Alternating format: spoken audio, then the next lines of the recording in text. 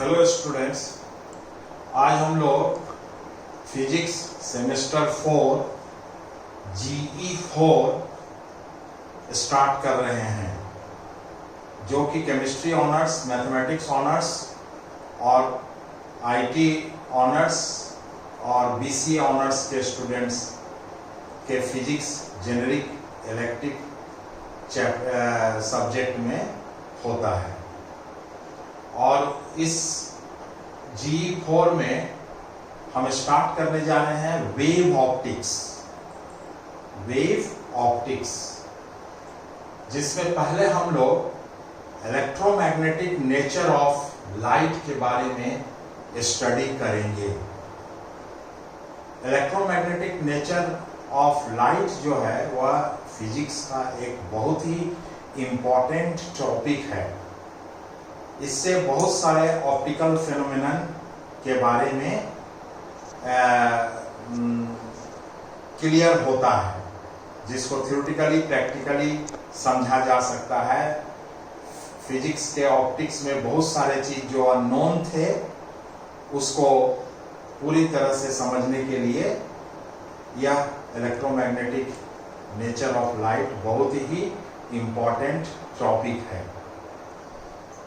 इस electromagnetic nature of light को सबसे पहले मैक्सवेल नामक साइंटिस्ट ने प्रिडिक्ट किया था। अर्थात Maxwell predicted the existence of electromagnetic waves in 1865। उसी समय इस नेचर के बारे में पता लगा। मैक्सवेल ने एक्सपेरिमेंट किए जिसमें डिस्प्लेसमेंट करंट, मैक्सवेल्स इक्वेशंस, बहुत सारी चीजें हैं। Is it right? तो वहीं से स्टार्ट हुआ 1865 से। तो इलेक्ट्रोमैग्नेटिक वेव क्या है, सबसे पहले उसको हम लोग जाने। You can take it as definition of electromagnetic wave. तो according to him the electromagnetic waves consist of sinusoidally. Sinusoidally means sine function of time. Sine function of time, sinusoidally, time varying electric and magnetic fields acting at right angles to each other, as well as at right angle to the direction of propagation of waves. इस definition को और अच्छी तरह से हम समझेंगे।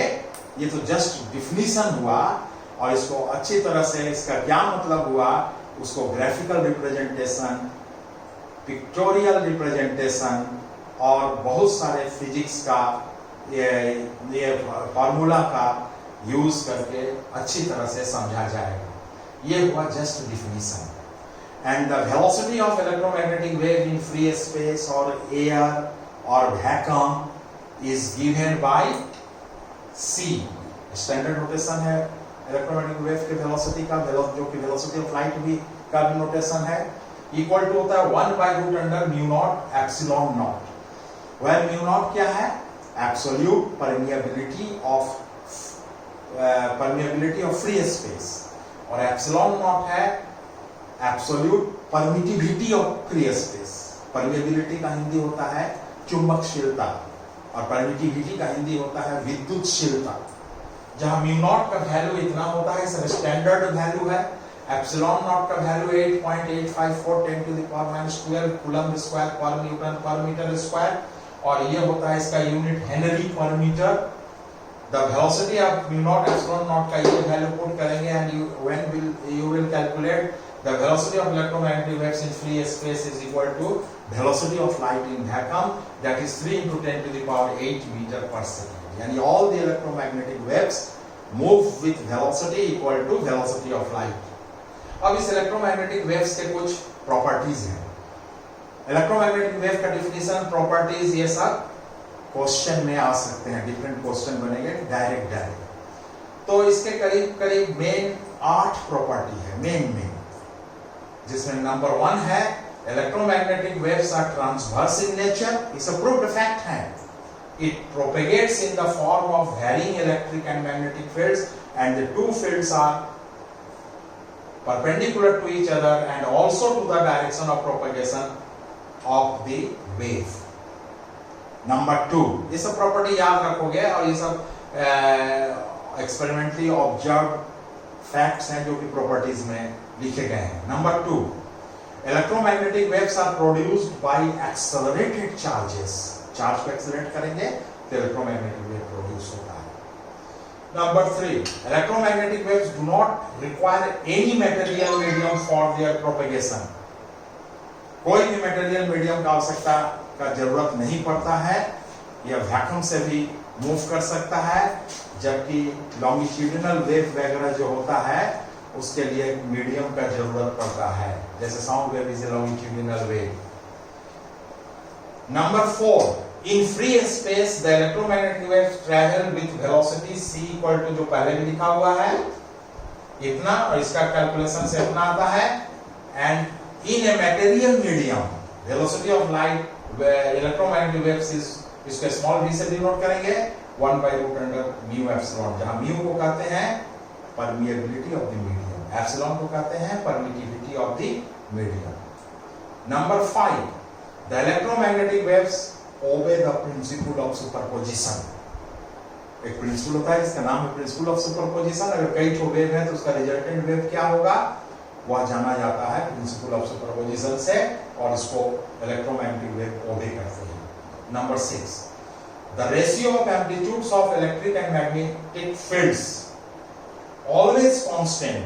Electric and magnetic fields का ratio constant होता है and is equal to the velocity of electromagnetic waves, that is E naught by B naught is equal to C, where E naught क्या है, amplitude of electric field vectors, B naught है amplitude of magnetic field vectors, दोनों का ratio हमेशा constant होगा, and that is equal to C, which is the velocity of the electromagnetic waves।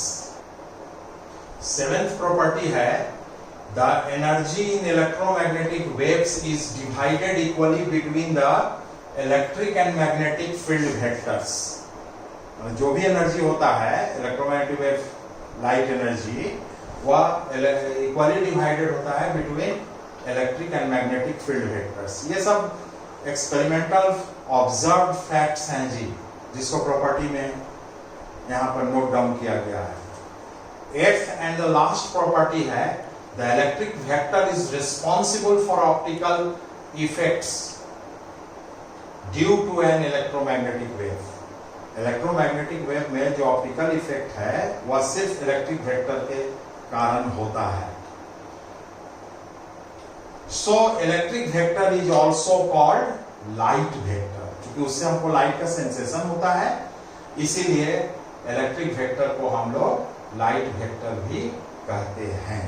ये हो गए important properties of electromagnetic waves. ये सब छोटे छोटे क्वेश्चन के रूप में पूछे जा सकते हैं। अब हम पढ़ने जा रहे हैं transverse nature of electromagnetic waves, इसका नेचर कैसा होता है। तो the two mutually time varying electric and magnetic field vectors may be represented by sinusoidally sinusoid sine function of time. Time vector हमने कहा था, उसको मैथमेटिकल इक्वेशन होता है, इलेक्ट्रिक और मैग्नेटिक फील्ड वेक्टर्स परपेंडिकुलर होते हैं, और उसका मैथमेटिकल इक्वेशन होता है time varying electric and magnetic fields may be represented by E equal to E naught sine omega t minus x by c। E naught हो गया maximum amplitude, omega 2 pi by lambda 2 pi by t, जहां जैसा जरूरत पड़ेगा। t equal to omega equal to 2 pi by t, जहां t को time period कहते हैं, capital T, omega 2 pi by t। E naught sine omega t minus x by c। t time है, x है लेंथ के रूप में long x axis, c velocity of light. और मैग्नेटिक फील्ड वेक्टर के लिए b इक्वल टू होता है b not sine omega t minus x by c respectively. The following figure shows the propagation of electromagnetic wave with velocity c along x-axis.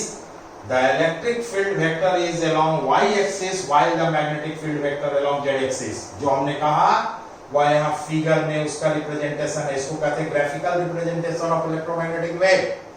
देखो ये x axis है, ये y axis है और ये z axis है। z एक्सिस कैसा है? ऐसा है, इस तरह से। तो इस तरह से तो हम लाइन नहीं खींच सकते हैं, तो उसको 3 डायमेंशनल फिगर में ऐसे दिखाया जाता है कि दिमाग में सोचो ऐसे।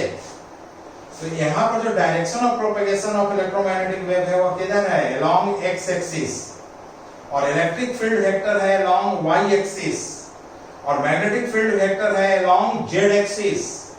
इलेक्ट्रिक फील्ड वेक्टर और मैग्नेटिक फील्ड वेक्टर परपेंडिकुलर हुआ ना जी, और ये दोनों ही डायरेक्शन ऑफ प्रोपेगेशन के वेव है।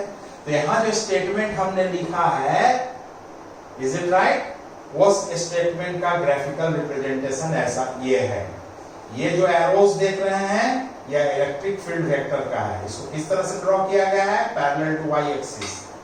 और इधर का जो एरो है वह क्या है? मैग्नेटिक फील्ड वेक्टर को रिप्रेजेंट करता है, पैरेलल टू z एक्सिस। और direction of propagation of the electromagnetic wave क्या है? Along x axis. इसको हम बदल भी सकते हैं। अगर हम direction of propagation along y axis लेंगे तो इलेक्ट्रिक और magnetic field vector along x and z axis होगा रिस्पेक्टिवली। इसी तरह से अगर हम इलेक्ट्रोमैग्नेटिक वेव का प्रोपेगेशन अलोंग z एक्सिस लेंगे तो इलेक्ट्रिक और मैग्नेटिक फील्ड वेक्टर्स का direction along x and y axis होगा। Is it right? तो सबसे सिंपल यही है कि direction of propagation along x axis, electric field vector is along y axis and magnetic field vector is along z axis. तो electric और magnetic time varying fields हैं, electric magnetic field दोनों आपस में परपेंडिकुलर है, और ये दोनों ही डायरेक्शन ऑफ प्रोपेगेशन परपेंडिकुलर है। यही इलेक्ट्रोमैग्नेटिक वेव का डिफिनीशन, प्रोपेगेशन इत्यादि होते हैं। Is it right? So since electric and magnetic field vectors are perpendicular to each other and to the direction of propagation of wave, the electromagnetic waves are transverse in nature. इसी property के चलते हम कहते हैं electromagnetic wave is transverse in nature. हम लोग property में ये फॉर्मूला लिखे थे, since velocity of light is the ratio between amplitude of electric field vector and magnetic field vector. Is it right? The direction of propagation of an electromagnetic wave is given by the product of, ये mathematical है, इसको बहुत सारा mathematical solution electromagnetic wave से related में इसका बहुत use है। यहाँ पर हमने डायरेक्ट लिखा है, क्या लिखा है कि the direction of propagation of an electromagnetic wave is given by the cross product of electric and magnetic field vectors, that is by vector E cross vector B। Vector E cross vector B का result है, इसका direction किधर होगा? E और B जिस plane में होंगे उस प्लेन के परपेंडिकुलर। तो यह एक मैथमेटिकल और सॉल्व करने का बहुत सारा इलेक्ट्रोमैग्नेटिक वेव के लिए बहुत यूज होता है। दिमाग में इसको रखना, इस पॉइंट को, कि the direction of propagation of an electromagnetic wave is given by the cross product of electric and magnetic field vectors, that is vector E cross vector B, cross product of two field vectors, that is electric field and magnetic field। अब हम लोग आते हैं जो कि syllabus में लिखा हुआ है, देखना क्या लिखा हुआ है? Definition and properties of wave front.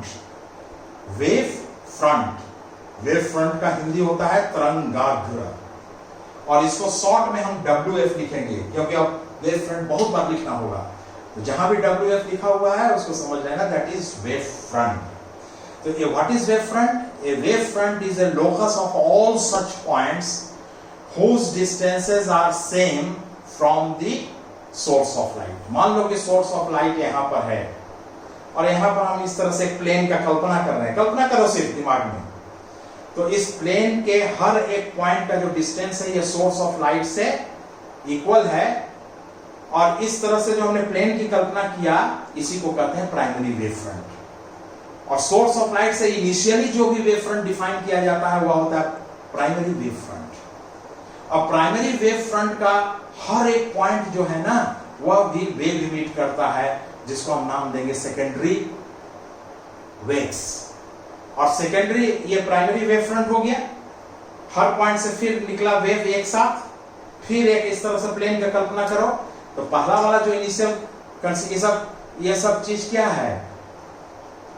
Optic optical electromagnetic के नेचर को डिस्क्राइब करने का तरीका है। कुछ तरीका होना चाहिए ना, तो वो तरीके हैं। तो इनिशियली जो भी वेव फ्रंट हम लेते हैं वो प्राइमरी वेव फ्रंट, और उससे जो हम सेकेंडरी वेव फ्रंट की कल्पना करते हैं नेक्स्ट वेव फ्रंट, वो भी सेकेंडरी, उसका नाम होगा सेकेंडरी वेव फ्रंट। इसी तरह से सेकेंडरी वेव फ्रंट से वेव्स आगे निकलता जाएगा और प्रोपगेशन ऑफ लाइट होता जाएगा। लेकिन उसके बाद जो भी वेव फ्रंट होंगे सारे का नाम सेकेंडरी वेव फ्रंट ही होगा। ये सारी बात देखो हम लिखे हैं यहाँ पर। सबसे पहले तो व्हाट इज वेव फ्रंट? तो a wave front is a locus of all such points whose distance which are at the same distance from a source of light. The assumed initial wave front from a source of light is called, क्योंकि पहला हम ले रहे हैं तो पहला चीज क्या होता है? प्राइमरी, उसको कहेंगे primary WF. WF means wave front. And all the points on the primary wave front are in the same phase. सभी सेम फेज में होंगे and emit secondary waves. वहां से जो वेव निकलेगा वो सेकेंडरी वेव कहलाएगा। At the same time, एक साथ, ऐसा नहीं कि एक पॉइंट से निकला वेव फिर आधा घंटा के बाद, फिर 15 मिनट के बाद, फिर 2 सेकंड के बाद, ऐसा नहीं, एक साथ ऐसा मानना पड़ेगा, तभी जाके हमको समझ में आएगा पूरी का पूरा चीज। सेम टाइम सेकेंडरी क्या हमने कहा? Same phase and emit secondary waves eight the same time in all directions. All directions का मतलब क्या? 4 पाई ज्योमेट्री में। 4 पाई ज्योमेट्री माने ये सोर्स ऑफ लाइट है तो इसके चारों तरफ ऐसा इस तरह की चीजें होंगी। इसके बाद हम इस पॉइंट को लिखे हैं यहाँ पर। यहाँ स्टार है, इस स्टार के बाद इसको कंटिन्यूएशन में ये लिखना, यहाँ पर जगह था, यहाँ पर हमने इसको यूज किया। The wave front after the primary wave front is called secondary wave front. शुरू का प्राइमरी वेव फ्रंट हो गया, उसके बाद फिर जो वेव फ्रंट हम कल्पना करेंगे वह सारे के सारे सेकेंडरी वेव फ्रंट। और इस चीज को 3-4 बार पढ़ना और उसके बाद हर पॉइंट को दिमाग में रखना, तो आगे का चीज एकदम बिल्कुल क्रिस्टल क्लियर हो जाएगा। लगेगा कि हर चीज का जो इलेक्ट्रोमैग्नेटिक वेव कैसे चल रहा है, क्या हो रहा है, दिमाग में चित्र बनता जाएगा और अपने आप फिर लिखाने लगेगा आंसर बुक पर समझ जाने के बाद। तो इसके बाद हम ऐसा बढ़ते हैं इस तरह से। इलेक्ट्रोमैग्नेटिक वेव के डिटेल स्टडी के लिए जनरली 3 तरह का वेव फ्रंट का यूज किया जाता है in general. Is it right? 3 types of wave. तो अब हम लोग पढ़ेंगे types of wave front. Wave front को तो शुरू में ही कहा गया क्या कि the locus of all such points which are at the same distance from the source of light. मतलब वैसे बिंदुओं से बना हुआ बिंदुपथ, लोकस का हिंदी होता है बिंदुपथ, जिसके हर पॉइंट का जो डिस्टेंस है वह प्रकाश स्रोत के से बराबर दूरी पर हो, उसको वेव फ्रंट कहते हैं। तो इसके पहले हमने प्राइमरी वेव फ्रंट के बारे में कहा, फिर प्राइमरी वेव फ्रंट से जो वेव फ्रंट मिलता है वो सेकेंडरी वेव फ्रंट। अब टाइप्स ऑफ वेव फ्रंट, कितने तरह का वेव फ्रंट होता है? तो generally 3 types. Number 1 spherical wave front, spherical WF. WF means wave front. इसका definition है a wave front originated from the point source of light at finite distance. Source of light के नजदीक में अगर हम wave front लेते हैं, plane लेते हैं इस तरह का, तो ये नेचर देखने में कैसा है? यह spherical है, इसीलिए इसका नाम पड़ गया spherical wave front। अब आता है प्लेन वेव फ्रंट। तो फाइनाइट डिस्टेंस पर जब हम वेव फ्रंट लेंगे तो वह हो जाएगा स्फेरिकल नेचर का, इसलिए स्फेरिकल वेव फ्रंट। अब हम प्राइमरी यहाँ पर अगर हम लेते हैं वेव फ्रंट तो इसका नेचर स्फेरिकल है। अब हम मान लो कि हम यहाँ पर नहीं ले रहे हैं, हम धीरे धीरे आगे बढ़ते जा रहे हैं और आगे बढ़ते जा रहे हैं, तो ये जो स्फेरिकल नेचर है या धीरे धीरे इसका कर्वेचर जो क्या होगा, कम ज्यादा बढ़ता जाएगा कर्वेचर, और बहुत दूर पर जाकर हम वेव फ्रंट का कल्पना करेंगे तो स्मॉल पार्ट अगर हम वेव फ्रंट का लेंगे तो वह कैसा दिखेगा? एक प्लेन की तरह। ये सब इमेजिनेशन से है, प्लेन की तरह, यानी कि सोर्स ऑफ लाइट से इनफाइनाइट डिस्टेंस या लार्ज डिस्टेंस पर हम वेव फ्रंट की कल्पना करते हैं तो वह होगा प्लेन वेव फ्रंट। ये सब प्राइमरी वेव फ्रंट्स का ही पार्ट है। स्फेरिकल, फिर प्लेन। तो सोर्स ऑफ लाइट के नजदीक में इनिशियल वेव फ्रंट कल्पना करेंगे तो स्फेरिकल प्राइमरी वेव फ्रंट हो जाएगा, और लार्ज डिस्टेंस पर लेंगे उसका एक स्मॉल पार्ट प्लेन होगा, इसलिए वो हो जाएगा प्लेन प्राइमरी वेव फ्रंट। तो प्लेन वेव फ्रंट का क्या डिफिनेशन हुआ? As time passes the spherical surface of a spherical wave front is so large that a small part of it can be considered as a plane wave front। इसी को मैं इस तरह से model के रूप में कह रहा था। That is a wave front originated from point source of light at infinite distance। अब infinite के यहाँ क्या मतलब? That is at very large distance is called plane wave front, plane primary wave front। You can say the light from the sun reaches the earth in the form of plane wave front। सूर्य से जो light अर्थ तक आता है, सूर्य तो अर्थ से बहुत दूर है ना जी, करोड़ों मील दूर है। तो यहाँ पर कोई भी वेव फ्रंट हम लेंगे, अनंत से आती हुई जो वेव फ्रंट होंगे उसको हम प्लेन प्राइमरी वेव फ्रंट कल्पना करेंगे। इनिशियल लेंगे तो प्लेन प्राइमरी होता है, फिर उससे जो वेव फ्रंट आगे हम बढ़ेंगे सेकेंडरी होता है। थर्ड जो वेव फ्रंट है, third type of wave front, that is our cylindrical WF। WF means wave front, cylindrical wave front. इसका डेफिनेशन क्या है? A wave front originated from linear source of light, not a point source of light, from a linear source of light is called cylindrical wave front. यह बहुत short में types of wave front का definition दिया गया है, और ये सब डायरेक्ट क्वेश्चन में आ सकते हैं। तो आज बस इतना ही। नेक्स्ट क्लास में हम लोग स्टडी करेंगे Huygens principle and spatial coherence. Is it right? Coherence, spatial coherence, Huygens principle, spatial को जैसा सिलेबस में लिखा हुआ है उस हिसाब से हम लोग इसका स्टडी करेंगे। अब सेमेस्टर 4 G4 के सिलेबस को हम उसको बाद में बता देंगे। पूरा सिलेबस तुम लोगों के लिए हम सर्व कर देंगे, सिलेबस के अनुसार ही हमारा पढ़ाई होगा। Thank you very much.